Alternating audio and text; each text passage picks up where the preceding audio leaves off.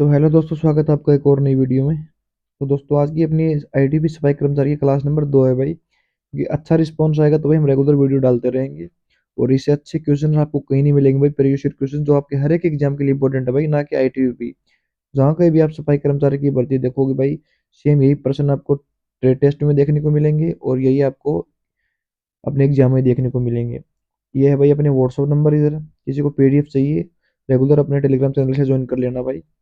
Message WhatsApp पे high कर दोगे तो भी आपको चैनल से ज्वाइन कर देंगे, ठीक है। तो आज की हम अपनी क्लास स्टार्ट करते हैं भाई। सबसे पहला प्रश्न आपका, झाड़ू के प्रकार है। नारियल की सींग, ताड़ के पत्ते या सिरकी। तो भाई सभी आपके झाड़ू के प्रकार होते हैं, तो आपका सही आंसर है ऑप्शन डी, ठीक है। दूसरा प्रश्न भाई आपका, कौन सा तत्व ई कचरे का कारण है। शीशा, केडियम, बेरिलियम या ब्रोमाइड्स।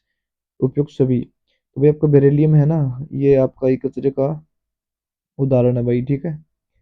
ऑप्शन नंबर 3 है आपका, मर्क्यूरी किस प्रकार का कचरा है भाई। ये भी एक ई कचरा है, तो आपका सही आंसर है ई, ऑप्शन नंबर ए।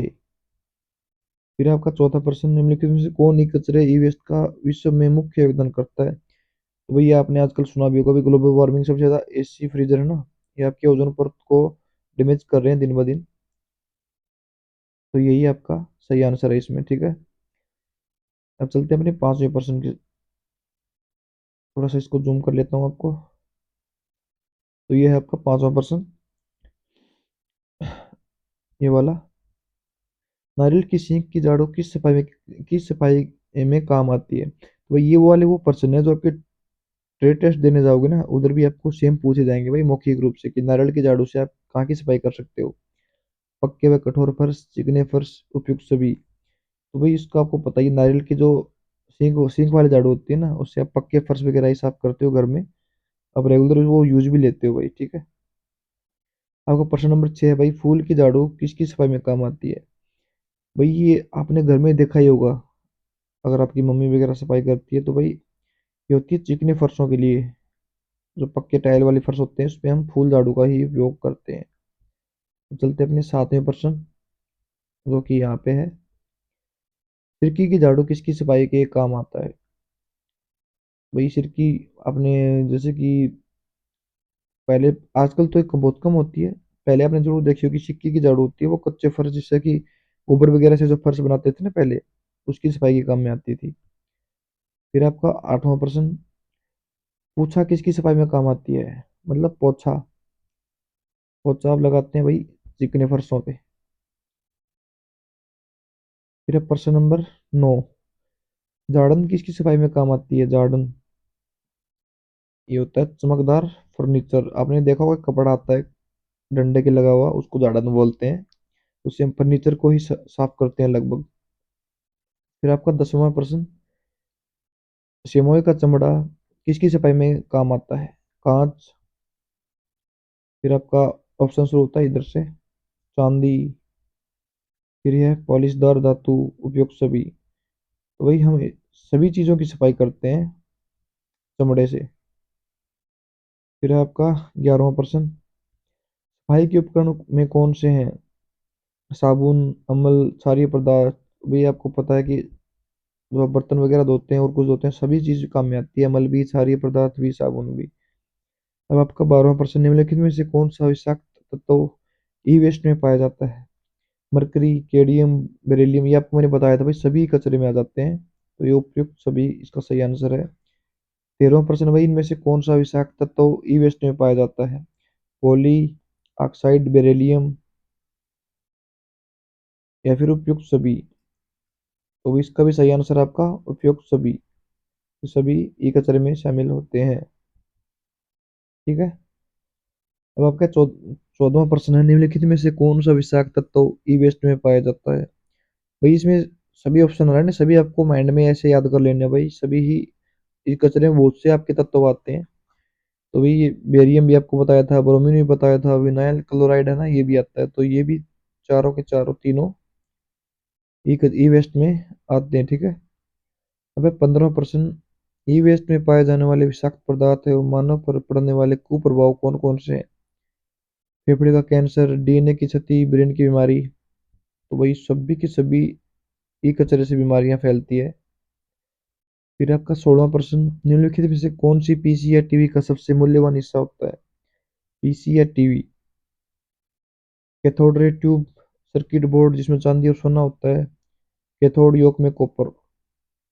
भाई कॉपर आपका सबसे ज्यादा काम में लिया जाता है पीसी या टीवी में, तो आपका सही आंसर है सी। फिर चलते हैं हम अपने 17वें प्रश्न पे। पीडीएफ थोड़ी सी मैनेज नहीं हुई यार, एडजस्ट कर लेना थोड़ी बहुत, तो आपको वैसे क्वेश्चन नंबर वगैरह दिख ही रही है ना। तो ये है अपना 17वां प्रश्न, ई कचरे या ई वेस्ट के बारे में निम्नलिखित में से कौन सा कथन सही है? इलेक्ट्रॉनिक वेस्ट को जलाने से विषैली गैसें उत्पन्न होती है। ई वेस्ट या इलेक्ट्रॉनिक कचरा यानी मोटे तौर पर फेंके हुए बड़े हुए टुकड़े समय के साथ बेकार हो चुकी है इलेक्ट्रिकल या इलेक्ट्रॉनिक उपकरण जिनमें इलेक्ट्रिकल और इलेक्ट्रॉनिक सामग्री का समावेश होता है। तो इसमें कौन सा आंसर सही है आपका? ए और बी दोनों ही आपका ई कचरे में आ जाते हैं भाई। जैसे कि अगर आप इलेक्ट्रॉनिक उपकरण फेंक देंगे ना तो वो डिकम्पोज होते नहीं, तो वो एक कचरा ही पड़ा रहता है भाई, वो उसका मतलब डिकम्पोज होता ही नहीं है बहुत से सालों तक। फिर आपका 18% इलेक्ट्रॉनिक वेस्ट को जलाने से कौन सी विषैली गैसें उत्पन्न होती है? क्वेश्चनोजेंसिन, डाइबेंजो, टीसीडीसी, न्यूरोटॉक्सिक्स। तो आपका आंसर है डी, सभी गैसें उत्पन्न होती है इलेक्ट्रॉनिक वेस्ट को जलाओगे तो। फिर आपका 19वां प्रश्न, ई वेस्ट में पाए जाने वाले विषाक्त पदार्थ एवं मानव पर पड़ने वाले कुप्रभाव कौन कौन से हैं? फेफड़े का कैंसर, हैजा, पेचिश। एक क्वेश्चन ऊपर, तो इसका सही आंसर है फेफड़े का कैंसर होता है। हैजा पेचिश वगैरह तो आपको गंदा पानी पीने से फैलते हैं। अब चलते हैं अपने 20वें प्रश्न की ओर। 20वां प्रश्न आपका यहाँ पे है, इसका निम्नलिखित में से कौन सा देश प्रति वर्ष सबसे अधिक ई वेस्ट पैदा करता है? भारत, चीन, संयुक्त राज्य अमेरिका। तो आपको पता ही भाई सबसे ज्यादा इलेक्ट्रॉनिक उपकरण आपके चीन में तैयार होते हैं, तो वही इसका सबसे ज्यादा कचरा उत्पन्न करता है, ठीक। फिर है प्रश्न 21, विश्व लगभग कितने टन ई वेस्ट पैदा करता है? आपका 200 से 500 टन प्रति वर्ष पैदा होता है इसमें। कैथोड रे ट्यूब में कितनी शीशा या लेड होती है जिससे आमतौर पर पिक्चर ट्यूब कहा जाता है? तो सही आंसर है आपका 4 से 7 पाउंड के बीच। भैया आप बोलोगे सफाई कर्मचारी के क्वेश्चन थोड़ी है भाई, ये है एग्जाम में यही आएंगे, ट्रे टेस्ट में ये नहीं आएंगे। ट्रे टेस्ट में जैसे कि फुल झाड़ू वगैरह है ना, रेगुलर क्लासेस में उसके भी प्रश्न आपको मिलेंगे, ये भी मिलेंगे जो एग्जाम में भी आएंगे, ट्रे टेस्ट में भी आएंगे। तो आपको क्लास पूरी देखनी है भाई, सिलेक्शन लेना है तो भाई पढ़ना पड़ेगा। फिर आपका 23वां प्रश्न है भाई, ई वेस्ट का क्या मतलब है? एनवायरमेंटल कचरा, इलेक्ट्रॉनिक कचरा, इक्विपमेंट कचरा, उपयुक्त सभी। तो आपका इलेक्ट्रॉनिक कचरा ही ई वेस्ट होता है। सफाई के उपकरणों में प्रयोग होने वाले क्षारीय पदार्थ कौन कौन से हो सकते हैं? सुआगा, सोडा, अमोनिया और चूना। उपयोग सभी, चूने से भी होते हैं, अमोनिया से भी होते हैं, तो मतलब सभी के सभी आपके सफाई के उपकरण में प्रयोग होते हैं। अब आपका 25वां प्रश्न है, सफाई के उपकरण में प्रयोग होने वाले अमल कौन कौन से हो सकते हैं? ऑक्सैक्रिलिक अम्ल, हाइड्रोक्लोरिक अम्ल, उपयोग दोनों। तो ये दोनों के दोनों ही आपके सफाई के उपकरण में काम आते हैं। फिर प्रश्न नंबर 26, धातु के बर्तन में दाग इत्यादि साफ किसके द्वारा किया जाता है? ऑक्सैलिक अम्ल, हाइड्रोक्लोरिक अम्ल, नींबू, सिरका, आम। तो आपने भाई नींबू सिरका इससे आपने बर्तन साफ करते हुए देखा होगा घर पे सभी को। फिर आपका 27वां प्रश्न, पोटेशियम परमैंगनेट किस प्रकार का यौगिक है? कार्बनिक, रासायनिक। तो ये सही आंसर आपका यही है भाई, ये आपका कार्बनिक रासायनिक यौगिक होता है पोटेशियम। गला खराब है यार आज। फिर आपका 28वां प्रश्न, मशीनों के भाग एवं कपड़े पर लगे चिकनाई वाले दाग धब्बों को साफ करने के लिए क्या काम में लिया जाता है? मिट्टी के तेल। मिट्टी के तेल से भाई जो कपड़े पर चिकनाई या दाग धब्बे होते हैं ना, वो भी आप घर पे साफ करके देखना भाई, एकदम बढ़िया साफ होते हैं। आपका 29वां प्रश्न है, पोटेशियम परमैंगनेट अणुसूत्र क्या है? इसका फॉर्मूला पूछ रखा है भाई, तो फॉर्मूला आपको याद करना है। तो इसका सही होता है KMnO4। फिर आपका 30वां प्रश्न है, कपड़ों की सूखी धुलाई करने के लिए क्या काम में आता है? मिट्टी का तेल, अलसी का तेल, पेट्रोल। पेट्रोल से आप सूखी धुलाई कर सकते हो। अब भाई ये जो चीजें होती है ना, याद कर कैसे होंगी, घर पे ट्राई करके देखना आप। पेट्रोल से कपड़े पे अगर कोई दाग वगैरह उधर पेट्रोल डालना, पेट्रोल हवा में उड़ जाएगा, आपका कपड़ा गीला भी नहीं होगा और साफ भी हो जाएगा। फिर आपका 31st पर्सन है, पोटेशियम परमैंगनेट जल में घुलकर किस रंग का विलय बनाता है? गुलाबी या बैंगनी? बिल्कुल सही आंसर यही है भाई आपका, गुलाबी और बैंगनी। 32वां प्रश्न है, पॉलिशदार वस्तुओं की सफाई की जाती है। अलसी का तेल, तारपीन का तेल, उपयोग दोनों। तो ये दोनों के दोनों तेलों से पॉलिशदार वस्तुओं की धुलाई होती है आपकी।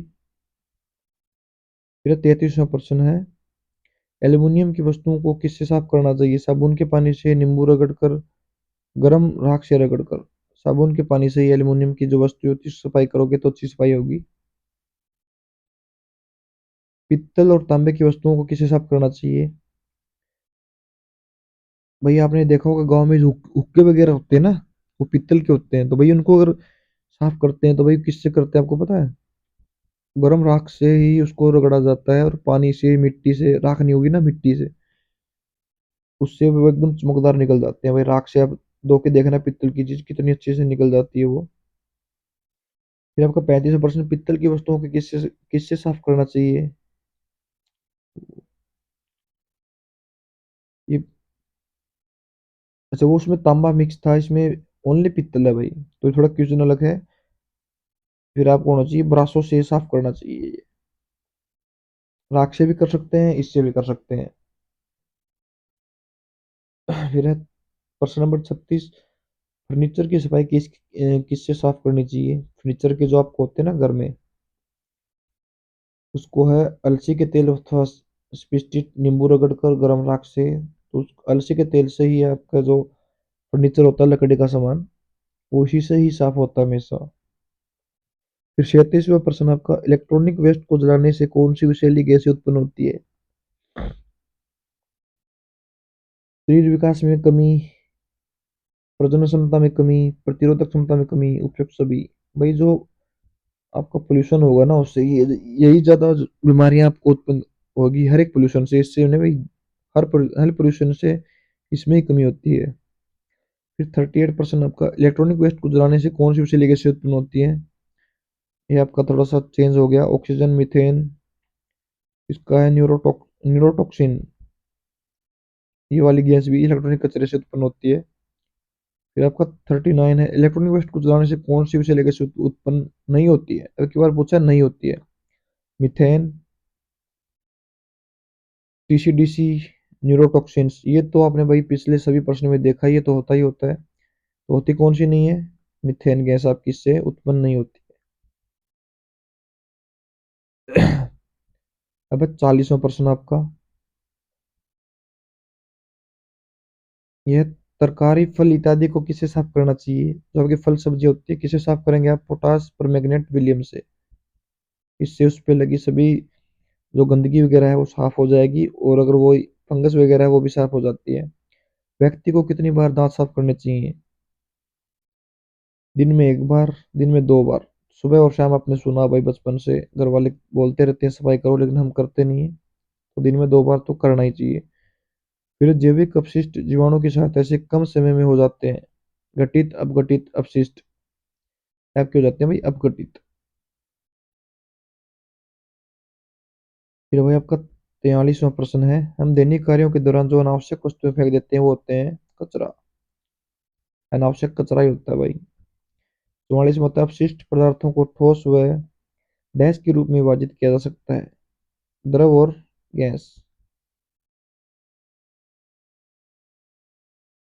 45% तरकारी, फल इत्यादि को किससे साफ करना चाहिए? ये फिर से आ गया भाई, सेम है, पोटास परमैंगनेट के विलियम से। फिर घनी आबादी क्षेत्र किस समस्या से अधिक पीड़ित है? अरे भाई गंदगी। जहाँ पे ज़्यादा आबादी होगी गंदगी ऑटोमेटिक हो जाएगी उधर। फिर आपका 47% गंदगी को हमारे तक पहुंचने वाले कीट कौन से होते हैं? मक्खियाँ, अन्य कीट। भाई कीट कौन से भी हों सभी गंदगी फैलाते हैं। तो हम सी पे टिक करेंगे। फिर आपका 48 ठोस कचरा प्रबंधन कहाँ तक सीमित है? शहरों तक, कस्बों तक? ठोस कचरा प्रबंधन भाई शहरों तक ही सीमित है, गाँव में वैसे ही कचरा फैला रहे हैं लोग। फिर है 49 घरेलू कचरा क्या होता है? घरेलू सब्जी, बचा हुआ खाना, घरेलू फलों के छिलके, घरेलू अंडों के खोल, कागज, तो ये सभी के सभी ही आपके कचरे में आ जाते हैं भाई। तो ऑप्शन है डी। आपका आज का लास्ट क्वेश्चन है, खतरनाक कचरे में कौन से हैं? विषैले पदार्थ, ज्वलनशील पदार्थ, विस्फोटक पदार्थ, सभी खतरनाक कचरा है, कौन सा भी हो भाई खतरनाक ही है। तो भाई क्लास अच्छी लगी हो तो वीडियो लाइक जरूर कर दें, शेयर कर दें। पीडीएफ के लिए भाई टेलीग्राम ज्वाइन कर लेना, मेरा व्हाट्सएप नंबर मैंने दे रखे हैं। और भाई ऐसी और क्लासेस चाहिए। मानता हूँ भाई थोड़ा सा फर्स्ट टाइम ट्राई कर रहा हूँ तो पढ़ाने का तरीका आपको अच्छा नहीं लगा होगा, लेकिन ट्राई कर रहा हूँ। तो रेगुलर क्लासेस मिल जाएंगी भाई। धन्यवाद दोस्तों, जय हिंद जय भारत।